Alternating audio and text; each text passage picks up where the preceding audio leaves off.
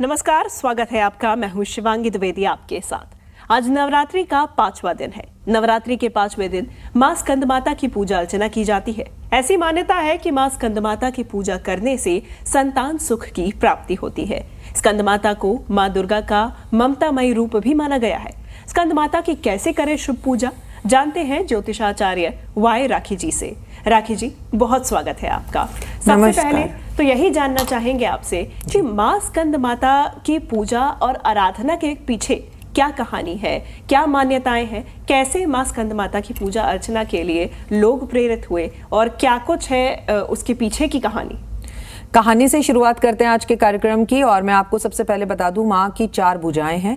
एक भुजा में उन्होंने अपने पुत्र स्कंद को गोद में बिठा रखा है और कार्तिकेय जी का दूसरा नाम स्कंद है, इसलिए उन्हें स्कंद माता के नाम से पुकारा जाता है। बात बहुत पुरानी है, जब दोबारा तपस्या करके दोबारा जन्म लेकर, जैसे कि मैं कहानी लगातार आपको पूरे नवरात्रों में से सुनाती आ रही हूँ, शिव को पति के रूप में जब उन्होंने पाया तो शिव ने एक तारकासुर नामक राक्षस को वरदान दे दिया कि वो अमर रहेगा। और उस तारकासुर राक्षस को ये लगा कि शिव तो कभी विवाह करेंगे ही नहीं, और शिव कभी विवाह करेंगे नहीं तो उनका पुत्र होगा नहीं। तो उसने शिव से वरदान ले लिया कि मुझे ऐसा वरदान दीजिए कि मेरा वध अगर कोई कर सके तो केवल आपका पुत्र ही कर सके और कोई ना कर सके। तो शिव ने उसे वरदान दे दिया। अब पार्वती माँ ने जो है कार्तिकेय के रूप में स्कंद को जन्म दिया, कार्तिकेय को जन्म दिया, और उनका नाम जो है वो उन्होंने स्कंद रखा, इसलिए उन्हें स्कंद माता के नाम से पुकारा गया। साथ में उन्होंने खुद, पार्वती माँ ने अस्त्र और शस्त्र की जितनी भी विद्या है वो स्कंद को खुद दी, ताकि वो तारकासुर का वध कर कर देवताओं के उसके भय से, उसके डर से बचा सके। और ऐसा ही हुआ। कार्तिकेय जी ने तारकासुर का वध किया और उसी दिन से वो स्कंद माता के नाम से पुकारी जाती हैं। ये बेहद खास दिन है।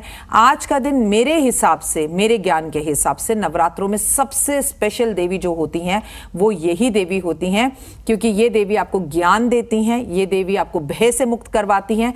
आपको हर औरत जो अपनी जिंदगी में विवाह के बाद संतान की प्राप्ति की इच्छा रखती है, उस इच्छा को भी पूर्ण देवी ही करती हैं।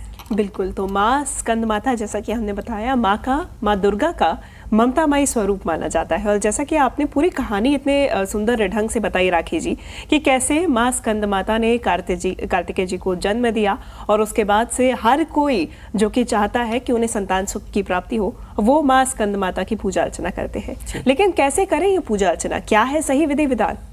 हर रोज जैसे आप पूजा करते हैं, 9 दिन के लिए देवी आपके घर आई है, आपने कलश स्थापित किया है नहीं किया, खेतरी बीजी है नहीं बीजी, लेकिन आज माँ के कुछ खास चीज़ें हैं। आज माँ को देखा जाए तो आज थर्सडे है। थर्सडे का दिन पीला होता है। हम हरि विष्णु की पूजा करते हैं। विष्णु के अंगों से उत्पन्न होने की वजह से इन्हें वैष्णो कहा जाता है, वैष्णो देवी कहा जाता है। तो आपको आज सबसे पहले विष्णु भगवान की पूजा करनी चाहिए। आज आपको पीले वस्त्र पहनने चाहिए। आज आपको माँ को पीले वस्त्र भेंट स्वरूप देने चाहिए। माँ को पीली चीज़ों का भोग लगाना चाहिए, जैसे संतरा बाजार में बहुत अच्छा आया हुआ है। और आज आपको माँ के लिए बेहद ज्यादा जरूरी है, पीले फूलों की माला जो है वो माँ को अर्पण करनी चाहिए। गुड़हल का फूल अगर पीला आपको मिल जाए तो वो माँ को अर्पण करना चाहिए। और महत्वपूर्ण बात यह है कि आज जो भोग माँ को लगाया जाता है वो केले का भोग लगाया जाता है। तो एक थाली सजाइए, रोली, कपूर, अगरबत्ती, और माँ की आज आरती उतारना, माँ को आज इत्र लगाना। सबसे बड़ी बात, आज माँ स्कंद माता की साथ साथ आज आप दुर्गा की पूजा के साथ आप कार्तिकेय जी की भी पूजा जरूर करेंगे। आज कार्तिकेय जी को भी पीले फूलों की माला अर्पण करेंगे। और जिन्हें संतान की प्राप्ति नहीं हो पा रही है, उनसे मेरा निवेदन है कि आज आप एक छोटा सा खिलौना, टॉय लेकर, आप बेटी चाहती हैं तो डॉल लेकर, बेटा चाहती हैं तो गुड्डा लेकर, आप पार्वती माँ के चरणों में रखकर आए और बोले मुझे संतान की प्राप्ति हो गई। निश्चित ही अगले नवरात्रों से पहले आप गर्भवती हो जाएंगी। बिल्कुल। तो ये एक उपाय आपने महत्वपूर्ण बताया है, क्योंकि ममतामयी माता मानी जाती हैं। तो ऐसे में किस तरीके से सुख संतान की प्राप्ति होनी है, वो एक उपाय आपने बताया है। ऐसे और भी बहुत सारी चीजें हैं जिसके लिए माता की पूजा अर्चना की जाती है। आपने बताया कि विद्या की देवी भी मानी जाती है।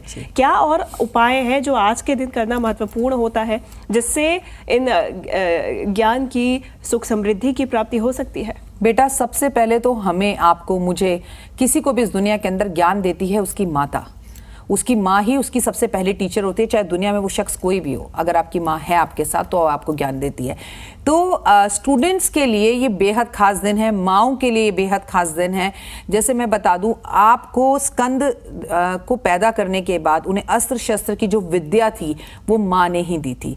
तो आज के दिन माँ की पूजा करने से विद्या की प्राप्ति होती है। या देवी सर्वभूतेषु विद्या रूपेण संस्थिता नमस्तस्ते नमस्तस्ते नमस्तस्ते नमो नमः। विद्या की प्राप्ति होती है। और अगर आप राइटर हैं, अगर आप कोई ग्रंथ लिखना चाहते हैं, कहते कबीरदास ने बड़े बड़े ग्रंथ जो लिखे वो माँ की आराधना कर कर ही लिखे थे। तो अगर आप कोई ग्रंथ लिखना चाहते हैं, आप कोई बुक्स लिख रहे हैं, आप कुछ आपके दिमाग में चल रहा है, कोई स्टोरी लिख रहे हैं, तो आज के लिए आपका दिन बेहद खास है। स्कंद माता को पीले फूल, पीले भोग लगाकर, पीला चंदन लगाकर आज आप उनसे विद्या की प्राप्ति कर सकते हैं। आज अपने बच्चों को अपने साथ माँ के मंदिर जरूर लेकर जाएं और 5 तरह की मिठाइयाँ, एक पान का पत्ता लें, उस पर 5 अलग अलग मिठाई रखकर उसमें 5 रुपए का एक सिक्का रखकर माँ के समक्ष रख दें और आपकी जो मनोकामना हो वो पूर्ण करने के लिए कहिए।